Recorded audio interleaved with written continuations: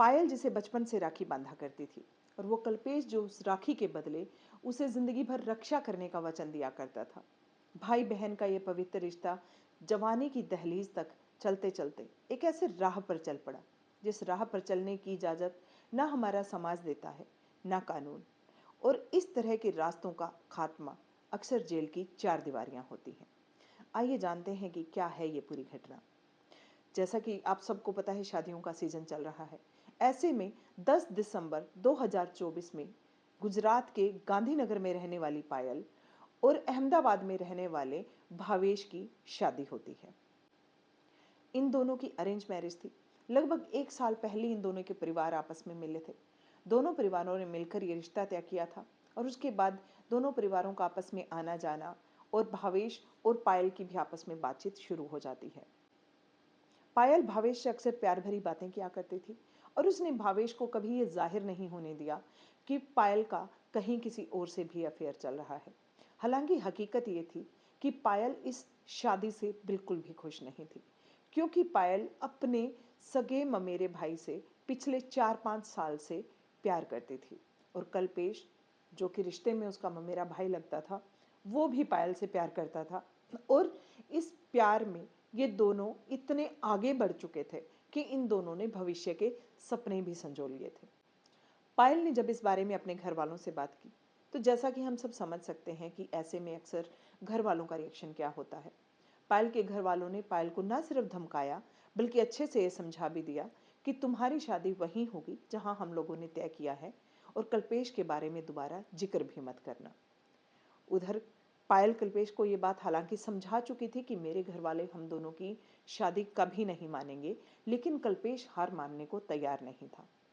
जो जो शादी के दिन नजदीक आ रहे थे, त्यों त्यों कल्पेश पायल के ऊपर भाग जाने का दबाव बनाता जा रहा था। लेकिन पायल बहुत असमंजस में थी। उसको समझ नहीं आ रहा था कि ऐसे में वो क्या करे। और शादी बिल्कुल नजदीक आ चुकी थी। रिश्तेदारों ने आना शुरू कर दिया था। उधर कल्पेश का दबाव बढ़ता जा रहा था।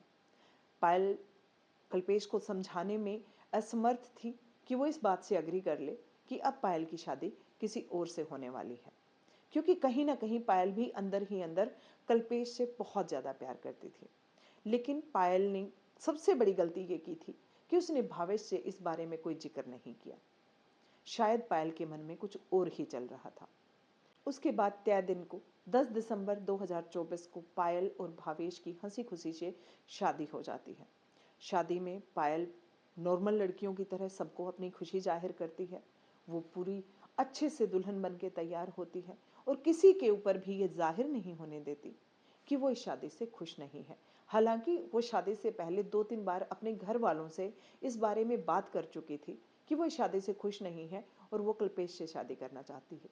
लेकिन घर वाले नहीं माने थे, तो पायल ने घर वालों के सामने ये रिएक्शन दिया कि वो उन लोगों से सहमत है और अब वो कल्पेश को भुला देना चाहती है।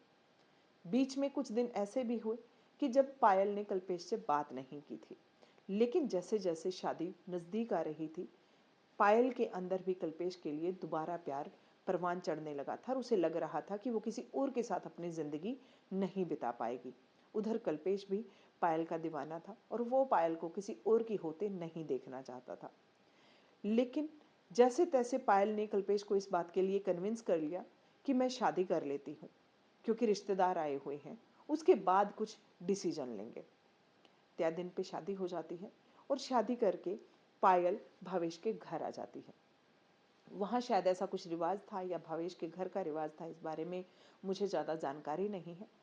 लेकिन कुछ ऐसा रिवाज था कि पायल शादी होने के बाद एक बार भावेश के घर तो जाती है, लेकिन वापस अपने मायके आ जाती है और मायके आने के 3-4 दिन के बाद भावेश को पायल को वापस लेने के लिए जाना था।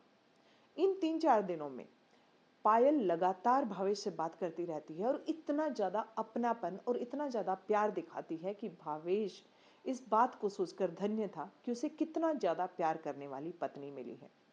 बाबू खाना खाया क्या, कहाँ हो, क्या कर रहे हो, लेट क्यों उठे, काम पर गए या नहीं गए, वो पल पल की भावेश के खबरें लेती रहती थी और भावेश से पल पल कॉन्टैक्ट में रहती थी।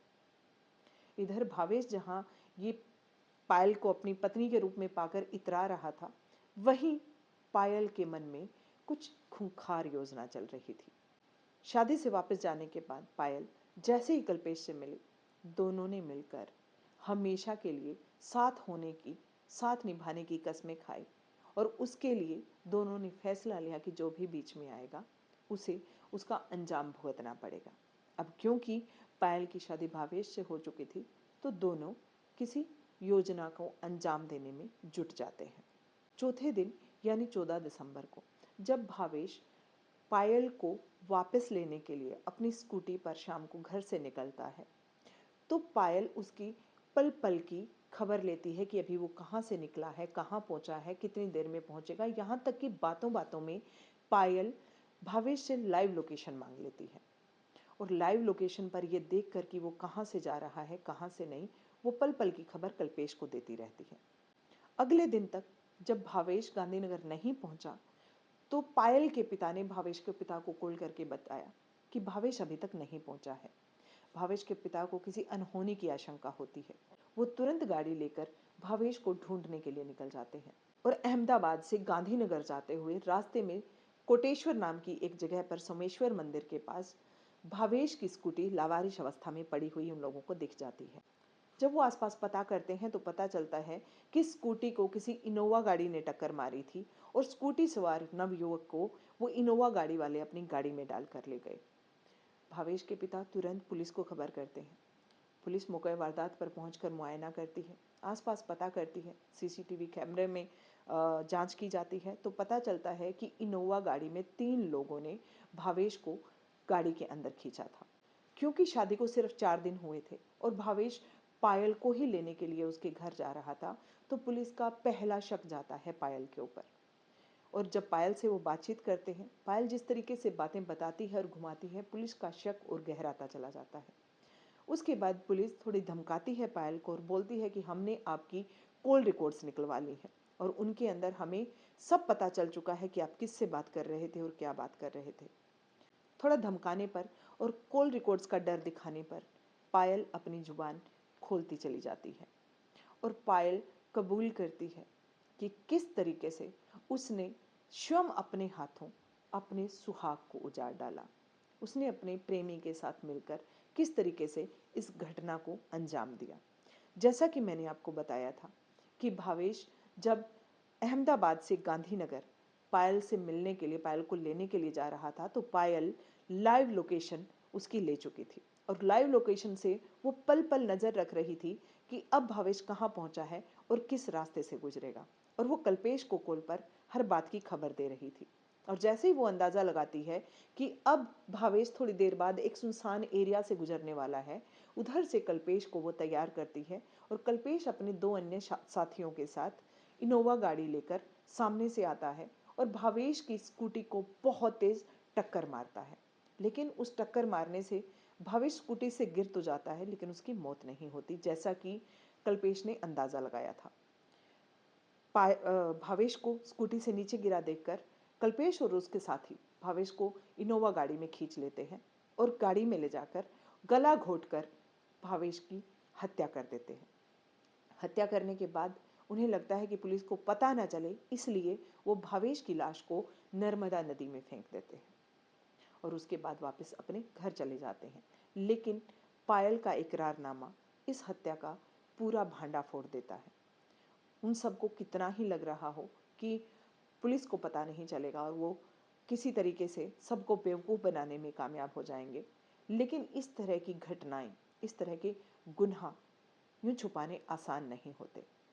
भावेश की हत्या करने की हिम्मत जुटाने की बजाय काश ये हिम्मत पायल जुटाती भावेश को ये बताने में कि मैं तुमसे शादी नहीं कर सकती, मैं किसी और से प्यार करती हूँ। कल्पेश के साथ उसका प्यार समाज या परिवार चाहे कबूल करता या ना करता, लेकिन कम से कम भावेश की तो जिंदगी बच जाती। कम से कम एक घर का चिराग बुझने से बच जाता। एक माँ बाप का एक होनहार बेटा यूं मौत का शिकार नहीं होता। क्या क्या सपने नहीं संजोए होंगे उसके माँ बाप ने जब भावेश की शादी हुई होगी। और उन सपनों के ऊपर उस निर्दयी पायल ने, जो बहू बनकर उनके घर में गई थी, 1 मिनट में कुठाराघात कर दिया और उनका बेटा उनसे छीन लिया और खुद अपने हाथों अपना सुहाग उजाड़ लिया। किसे प्यार का नाम देते हैं आजकल के नवयुवक और नवयुवतियां? क्या इसे प्यार कहा जाता है? क्या दूसरों की जिंदगी छीन कर अपने प्यार को पाना रियल मायनों में प्यार है? जरा इस बात को सोचिएगा जरूर।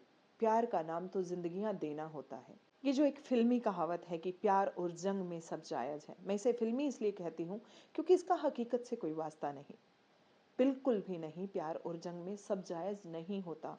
प्यार और जंग के भी अपने कुछ उसूल होते हैं। दूसरों की जिंदगियां छीनना प्यार नहीं है। प्यार तो त्याग का नाम है। क्या आप मेरी इस बात से इत्तेफाक रखते हैं? आपको अगर लगता है कि मैं सही कह रही हूँ तो मुझे कमेंट में बताएं ज़रूर।